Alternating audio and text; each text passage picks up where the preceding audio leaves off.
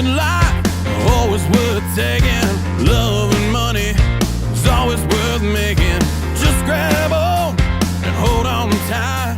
You're in for the ride of your life. Cass Dallas, joined by Levi. Levi, how are you doing? Pretty well, man. How are you doing today? Pretty well, pretty well. All right, so kicking off, we're going to just discuss the Texas A&M game for a little bit. Flat out, I thought it was a great performance, being able to win that game while losing the rebounding battle 38-29, as well as the offensive rebounding battle 14-9 is pretty impressive. Tennessee got beat in the paint 30-18, but they did offset that by going 13 of 29 from three, eight of those from Chaz Lanier, who was terrific, became the first player to hit 8 threes in a road game over a top 10 team since Ethan Rage did so for Villanova in 2014 per Jarrett Benson. Zakai Ziegler hit a late three that was pretty key and still in Tennessee's victory. Levi, what do you have to say? Chaz Lanier. Absolutely. What a performance, man. I mean, there's nothing you can say past that. Zakai didn't have like a great day from the floor. I mean, 0 for 2 from 2, 2 for 4 from 3, which will take 50% from Zakai in that, but 10 for 12 from the line, 7 assists, 3 turnovers. A little sloppy to start. Didn't like the sloppiness to start, but overall, you just can't be mad. I mean, if you'd have told me, Dallas, and you can answer this after I say this statement, if you'd have told me that you'd get 5 points and 3 rebounds from Igor Milicic, do you think we win that basketball game? Only if Chaz Lanier has a vintage Chaz Lanier / Dalton Connect performance, and he did. So thankfully, Tennessee got what they needed. Yeah, that's exactly correct. Yeah, you carbon copy on that one. I also thought Felix Okpara was phenomenal. To play on one leg, essentially, get you 7 boards. Didn't have a great day putting the ball in the hoop, but as we know, Felix is a kind of a limited offensive player. Just overall, I mean, Gainey off the bench, man. In the second half, what a performance from him, hitting 2 huge threes, and then Zakai with just the absolute dagger, which the moment that ball went through the hoop, my heart sunk just a little bit, Dallas, because I started thinking back to that Auburn game where we ran essentially the exact same set and he missed it. Like, imagine if Zakai hits that 3 at Auburn for the win. Tennessee is not looking at a 1 seed if he hits that. They're looking at potentially the number 1 overall seed. So yeah, exactly. My heart sunk just a little bit when it went through because I was like, oh, man, great shot. But I was like, identical play call. You know, I don't fault Barnes whatsoever for thinking that play call is going to work because the way we run our baseline out of bounds or even our sideline out of bounds plays, everybody seems to think that we're, going to run the pick for a lob or something like that. But that was a great play call by Rick Barnes. I think actually Greg Polinsky's getting the credit for it is based off what I've heard and seen is Polinsky was like, hey, look, Wade Taylor's going to be guarding you. He's not going to see you go to he's going to follow you there, but he's not going to expect us just to like throw it in right there. So you're probably going to get an open shot. And Rod Clark said that, we drew it up just kind of like the Auburn game because Auburn thought it was going to be some type of very like compound play. And in the end of things, you just throw it right to the guy that's standing right there. So huge shot by Zakai. Great game overall by our guys. I think it's hilarious that are not getting the same type of love that Houston is. Houston just won at home against Texas Tech. We go on the road, beat a top 10 team. We're not getting the same love. Houston gets bumped up to a 1. So hopefully next week when we can get NKY on, that we can at least get a little bit of some knowledge of why we're being discredited with the amount of wins and quad 1 wins and things like that we have. Yeah, I'm glad you mentioned that. I was going to make a note here in my notes to mention that and forgot all about it. We was going to have a bracket guy NKY on here today. Some stuff came up and we had to reschedule for next week, and that was definitely on my list of things to ask was the The love of Houston. I mean, obviously, it's known I'm a Houston fan. I'm not a Houston fan, but I like what they do. And even me, I like I don't. Houston a lot, man. Yeah, and even me, I have trouble figuring out why they're getting so much love over Tennessee. But anyway, moving on to tonight's game, LSU. McMahon is in his third season. They gave Florida a scare recently. Lost that one 79-65, but it was a little bit closer than what the score tells you. Only two LSU players are currently averaging double figures. Cam Carter, 16.9, and Jordan Sears, 12.1. No relation to Mark Sears. Has a metrics likes Tennessee to pull off the win 71-61 on the road. Personally, give me the Vols by 20. I just don't see LSU having the firepower to withstand what Tennessee brings. Levi, what do you have to say about tonight's game against LSU? Very much the same of what you said. Ken Palm has it 72-61.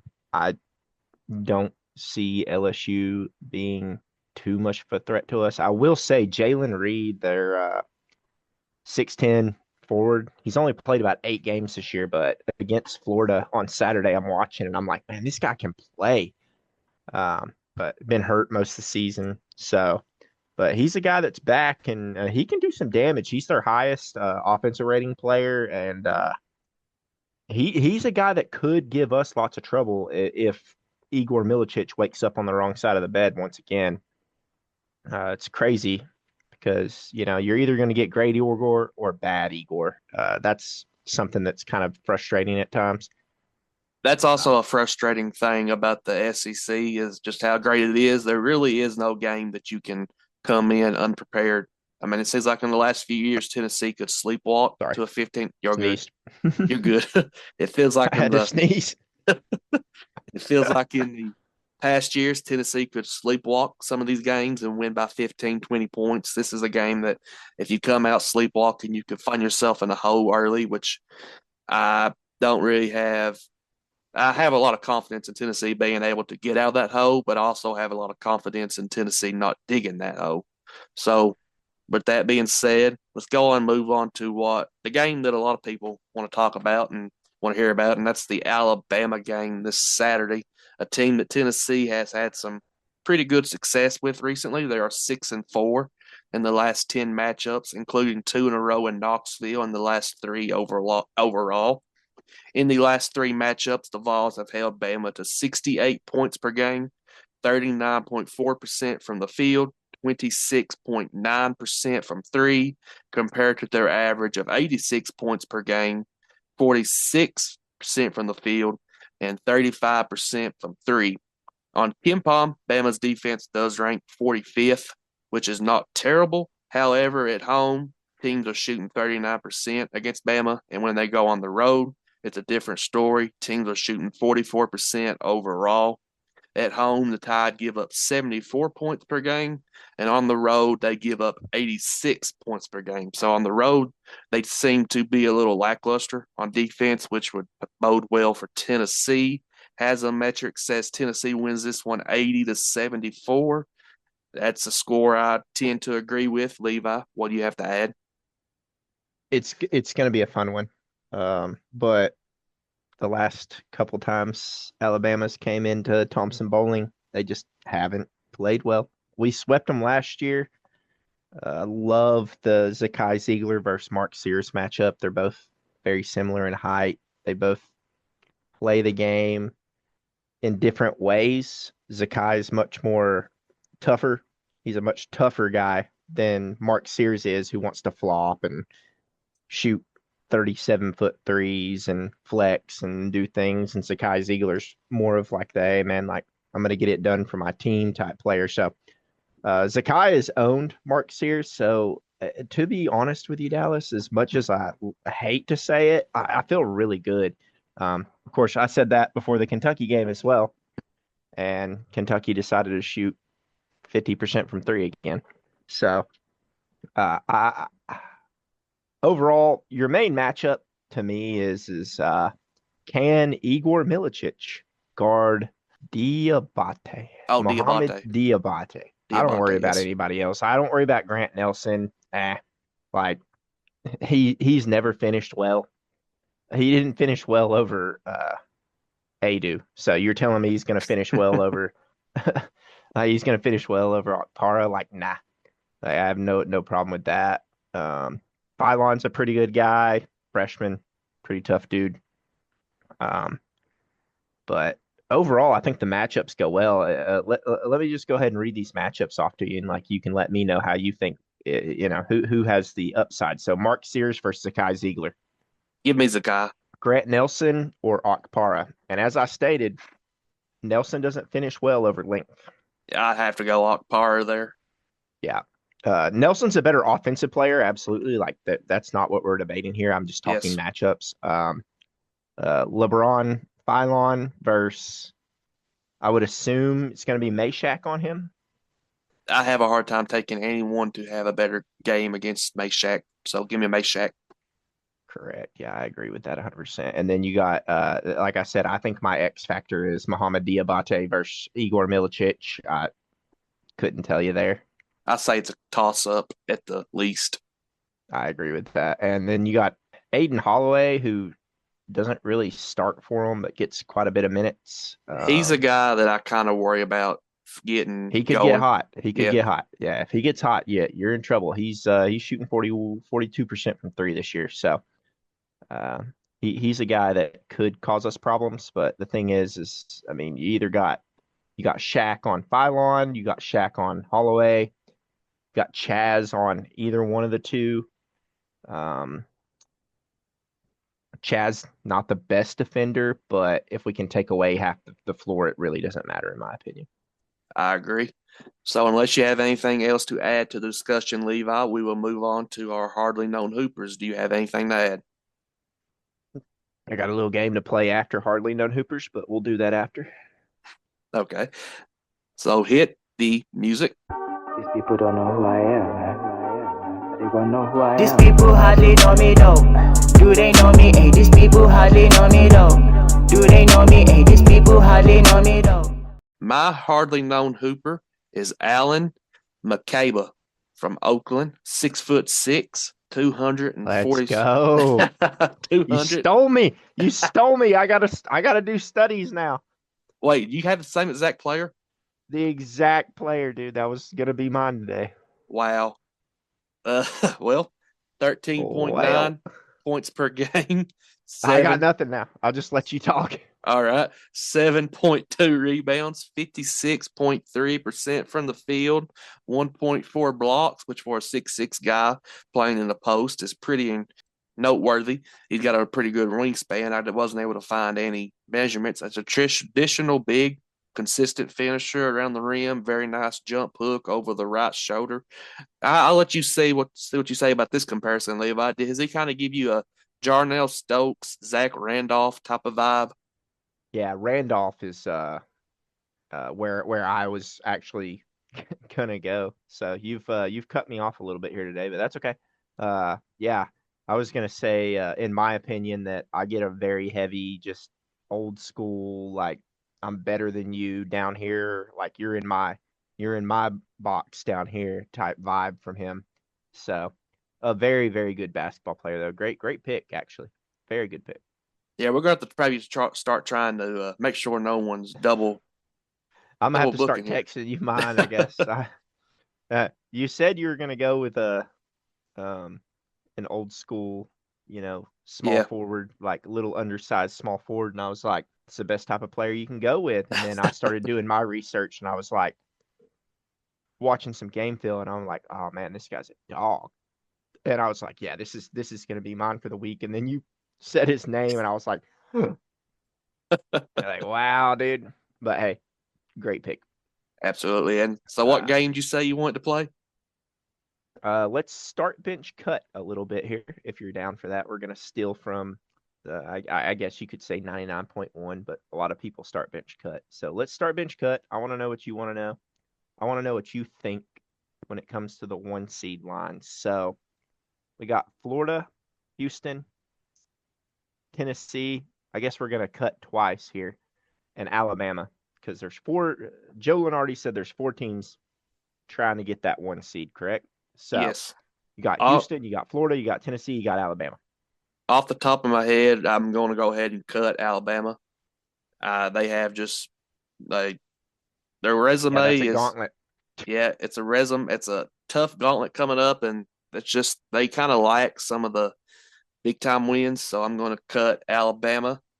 I guess I will cut Florida as well, but they have a chance if they make some type of run. And I'm going to start.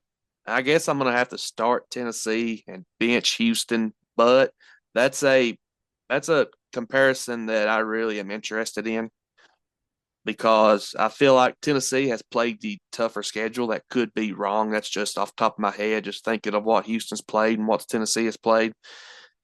I feel like you should look into the strength of schedule a lot more than just what wins they have gotten because I know some quad one wins can happen on your home court. I kind of value a quad one road win more than a quad one home win, and Tennessee has some pretty good wins there. So that's my selection. Do you have a pretty similar?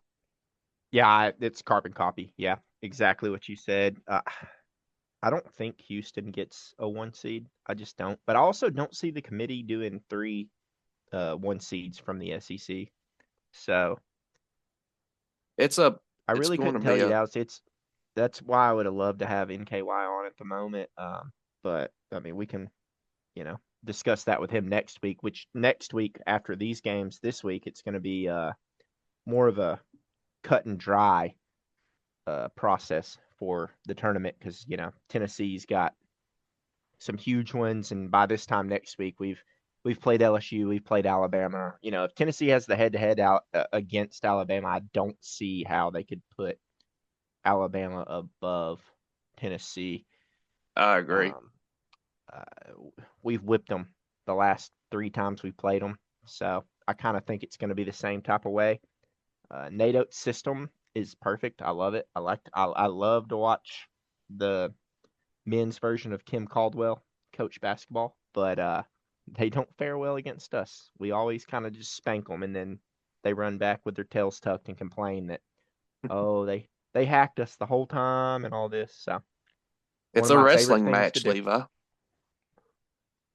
Was that John Shire that said it was a wrestling match in the NCAA tournament that time? Yeah, he I, said I, that, I and thought it and then was. they got 14 foul calls in the first half, and then second half it didn't matter because Santiago Vescovi decided that he was just going to turn into prime Steph.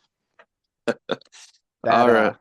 that step back from Santi is still one of my probably favorite plays I've ever seen in person. Dallas, Oh, that it's was it's about as beautiful to good as watch. it got, dude. Just off the right hand, over to the left, behind the back, little step back, Luca action. Whew. By the way, you Uh, gonna watch that one tonight? yeah, I'm gonna try to. Yes, I am. You're referring to the Lakers and Mavericks, correct? Yeah, yeah, Yeah, I'm gonna that's gonna be a banger. try to catch the end of it there after the Tennessee game. But all right, moving on to our college basketball pick'em. I'm gonna take the brunt of the blame for this. I forgot to make the picks. I forgot to even write down the picks. I just done it about 4 hours ago. So we are both kind of on an even playing field here. I feel like. So current records are Dallas. I'm 24-20. I went 3-1 last week. Levi, you're 28-16. You went 1-3 last week. I had a So rough week. I had a rough week. I'm I'm starting to make my slow journey up. First Yeah, game, that's why, guys. I just want to let this be known that he withheld these picks because he knows that he can get that closer to me if he withholds the picks. that So is he fake knows news. what he's doing. He knows what he's doing. Fake news. First game, Michigan State at Maryland. Give me the Terps. Kevin Willard is a pretty dang good coach. He's got Maryland in contention to possibly win their conference as well as make some noise in the NCAA tournament. Derek Queen is a projected first round pick, so give me the Terps on their home court. Levi, who do you have? Terps, yeah. I like Maryland this year, honestly, man. Actually we can talk after, but that's a really good basketball team in my opinion. I'm glad we didn't have to play them this year. I agree. All right. Very tough. Moving on to Auburn at Kentucky. I am taking Auburn. I feel like Kentucky does not match up well with what Auburn does. It's kind of similar to what Tennessee does, but I think Auburn has the length that Tennessee may lack in a few areas. So give me the Tigers to get the win in Rupp. Levi, who do you have? Give me Kentucky, baby. I like it. I like it's set up just for Kentucky to hit shots, just like they did against us. Like I know for sure that Pope wants this one. I don't know if you know the story between Pope and Bruce Pearl, but we can talk about that off air before I throw some crazy stuff that gets us banned from having a podcast. But yeah, give me Kentucky. I love Kentucky in that game, to be honest. Sounds good. All right, moving on. We have Texas A&M at Florida. This is a game for Tennessee's purposes. We would like to have Texas A&M win, but give me the Gators. I feel honestly, I've seen some people say it, but it hasn't necessarily gotten mainstream yet. I feel like Florida is the better team between Auburn, personally. So give me the Gators on their home court. Yeah, I'll take Florida in that one as well. All right, I forgot to mention your name. I was writing down something. All right, What the heck are you? Hold on, what are you writing? I was writing down. That Levi picked Kentucky. Yes, Kicking him off the podcast. I was gonna mention that I wanted to cut that and tweet it, but forgot. But anyway, Fair enough. moving on to the final game, we have Arizona at Iowa State. This is a game that I can see going both ways, especially if Iowa State is not completely healthy.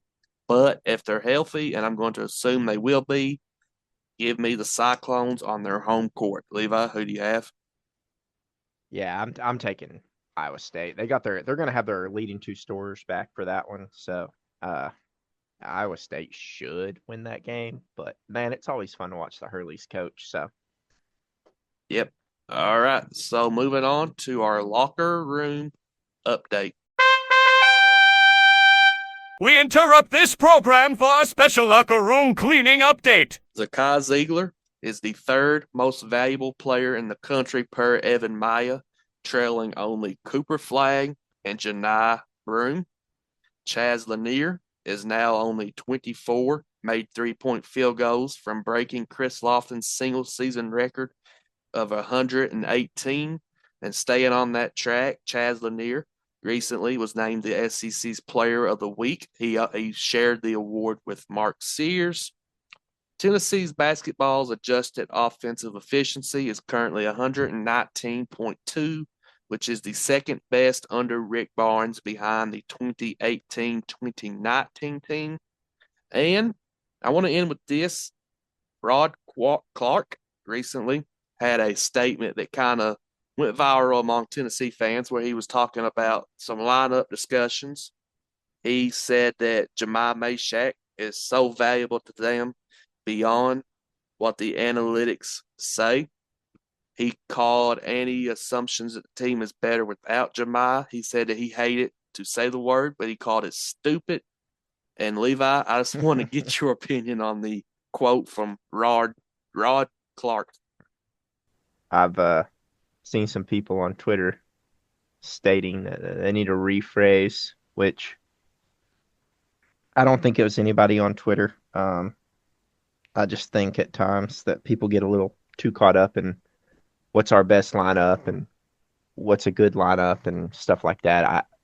In my opinion, I would start Jordan Gainey over Mashack, and I'd bring Shaq off the bench because if you get hot to start a game and you're up 13-2, you can bring Shaq in and shut it all down. You know what I'm saying?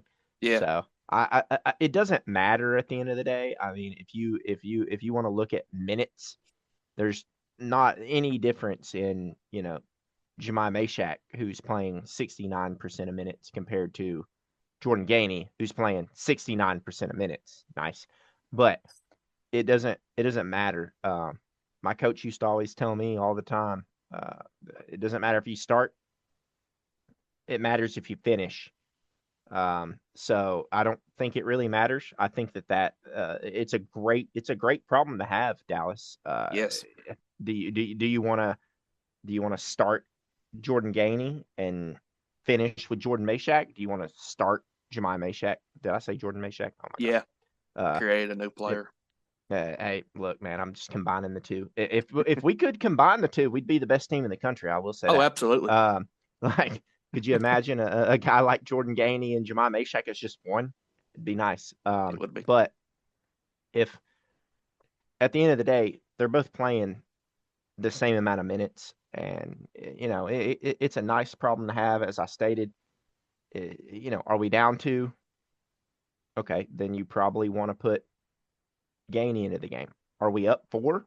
Well, that's Shaq time, So it's a nice problem to have. I do have to say, Dallas, we really have to figure out a way to get Darwin Stone DePart going.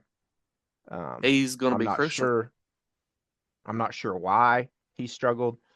I'm not sure if it's the fact that, maybe GP, maybe Rick are onto him too much about his defense. I'm really not sure because his defense can be very spotty at times, but that's the X factor right there. Like him and Igor Milicic are the two that this team could either be a Sweet 16 team or they could play for a national title.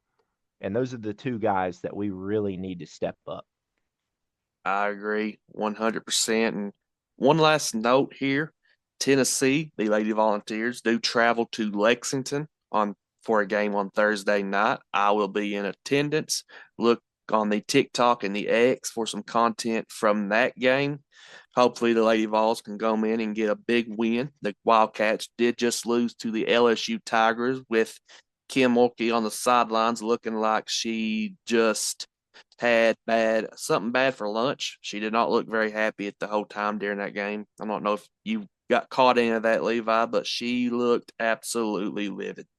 The the video that you're referring to, I'm assuming is the one where the Kentucky lady takes like a little mid-range jumper and hits Yes. it, and they just pan straight to her. And it's just like, is she about to throw up? Like, it was straight out of the does office. she feel okay? No, it was 100%. Like, it just pan over to her. I felt so bad. I've heard a lot of things about a lot of coaches.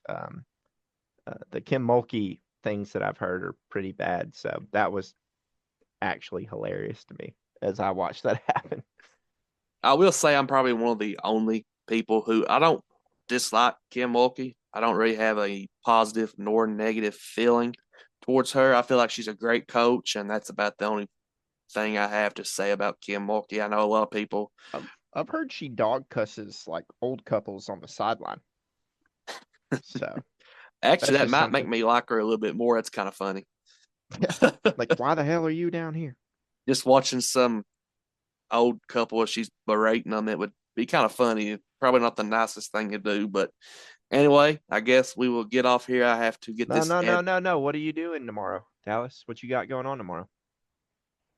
You trying to come over or what? No, where are you going tomorrow? Well, tomorrow I'm not doing nothing, but Oh, Thursday. is it the next day? Yeah, it's Thursday. Oh, okay. What are you doing? What are you doing Thursday? I'm gonna go watch Tennessee beat the hell out of Kentucky. Yeah. What you gonna be doing there though? You gonna watch the game or are you gonna watch the sidelines? Well, I've done some digging, and I don't believe I'm allowed to bring binoculars, so I'll probably be watching the game. Why would you need binoculars for what I think you were looking for? Well, you see, the venue, the court is kind of far away where you're sitting, and it's kind of hard to see sometimes at certain angles. So yeah, I don't know by what the you're way- trying. I don't know what you're trying to get at there, Levi. Nothing. By the way, Diana Taurasi has announced she is retiring from basketball, so we can actually breathe for once as Tennessee fans. I saw that just a few moments ago, right before we got on here, actually. Huge for the program. But anyways, Dallas, good to talk to you. Good to talk to you. I'm always gonna have to rib you, even though you're a closet Kentucky fan. Oh, absolutely. Well, I'm going to get off here, get this edited, try to have it posted before the LSU game tips off. And if I'm not in jail, we will be back on here next week with hopefully bracket guy NKY. With that being said, Go Vols, Go Vols, man. Take it easy, Dallas. Good to talk to you again. as always.